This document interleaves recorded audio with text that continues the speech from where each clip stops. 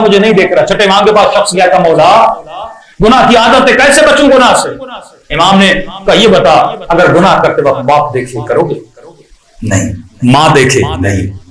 वो देखें जो तेरी इज्जत करते हैं, तुझे सलाम करते हैं, तेरी रिस्पेक्ट करते हैं, उसके सामने? नहीं। वो देखें जिनकी तू इज्जत करता है, कोई मौलवी, कोई मौलाना, कोई मोतक़िद जिसकी तू इज्जत करता है, उसके सामने का? नहीं।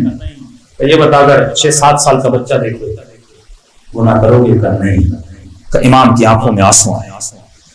फरमाया इस बच्चे की भी इतनी इज्जत है कि तू इसके सामने गुनाह नहीं करता, क्या मेरे रब की इज्जत इस बच्चे जितनी भी नहीं कि तू उसके सामने गुनाह कर रहा है?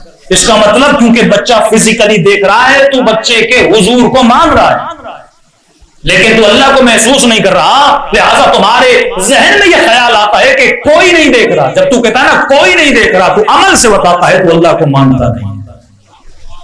तो इमाम ज़माना के हुजूर को मानता नहीं है।